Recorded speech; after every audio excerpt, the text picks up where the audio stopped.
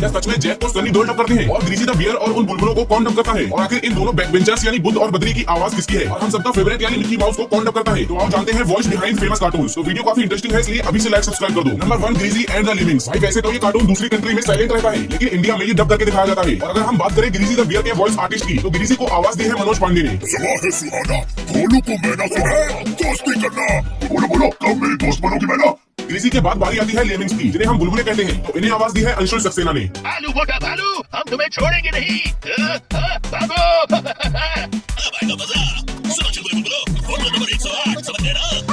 Number 2, छोटा भीम। भाई छोटा भीम एक ऐसा पॉपुलर इंडियन एनिमेटेड कार्टून है जिसमें भीम लड्डू खाकर सबको सबक सिखाता है। और इसको आवाज किसी लड़के ने नहीं बल्कि लड़की ने दी है। उस लड़की ने जो डोरेमोन को भी डब करती है, यानी कि सोनल कौशल। राजकुमारी वापस आएगी बाबा, और वो सब बच्चे भी आजाद होंगे। जू के इशारों पर नाचना अब बंद होगा। ये भीम का वादा है। भीम के अलावा इस कार्टून में और भी कैरेक्टर्स हैं, जैसे जग्गूबंदर, कालिया, ढोलू भोलू, राजू और चुटकी। तो आप इनके भी वॉइस आर्टिस्ट को देख सकते हो। मैं तो आपको नहीं जानता, मैं तो अपने दोस्तों के साथ ढोलकपुर में ही रहता हूँ। इतने लंबे सफर में आपके अनमोल आविष्कारों के लिए आपको एक हट्टे कट्टे अंगरक्षक की जरूरत है। कितना समय हो गया, कालिया उस्ताद तो लिख ही नहीं रहे, बस हवा में खोए जा रहे हैं। लगता है वो कुछ लिख ही नहीं पा रहे।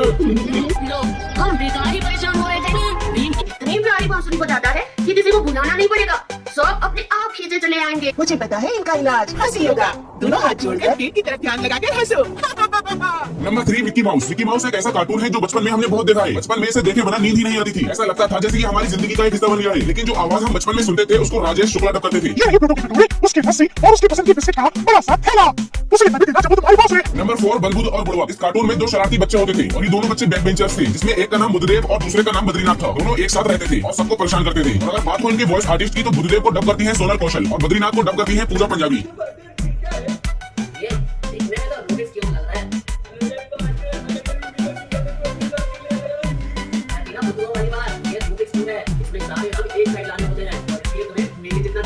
Number 5, the jungle book. अगर आपने द जंगल बुक कार्टून देखा है तो आप इस भालू को तो जानते ही होंगे। इसका नाम था बल्लू और ये भालू मोगली के साथ रहता था। और इसे करंट में कौन डब करता है ये तो मुझे नहीं पता चला। काफी ढूंढने के बाद मुझे एक वीडियो मिली जिसमें बल्लू को विनोद कुलकर्णी डब कर रहे हैं। ये क्या चीज है? ये तो एकदम ही नया लग रहा है।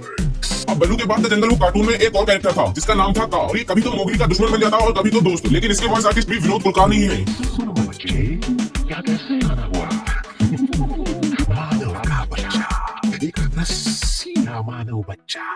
नंबर 6, दुनिया का पापा Jack. Oggy and the cockroaches में ऑगी का भाई और दुनिया का पापा जैक होता था, जो कभी कभी ही दिखता था। मतलब ये हर एपिसोड में नहीं दिखता था। और अगर आपको लगता है कि जैक को सनी देओल डब करते हैं, तो आप बिल्कुल गलत हो, क्योंकि ऑगी के इतने सारे एपिसोड्स में कोई एक्टर डेली आकर डब नहीं कर सकता। इसलिए इसे डब करने के लिए एक मल्टी टैलेंटेड बंदे को चुना गया, जो सिर्फ जैक ही नहीं बल्कि पूरी ऑगी एंड द कॉकरोचेस के सभी कैरेक्टर्स को डब करता है। और इनका नाम है संजय केनी। ओए, तोड़ दूंगा। मेरे भाई को छोड़ दे, वरना तुझे कहीं का नहीं छोड़ूंगा। मैं जानता हूँ बलि बकरे की दी जाती है, शेर की नहीं। तो क्या हुआ, मेरा भाई एक बिल्ला है, मगर उसका जिगर तो एक शेर का है। सीधी तरह से मेरे भाई को छोड़ दे, वरना तोड़ दूंगा, सारे दादू उखाड़ दूंगा।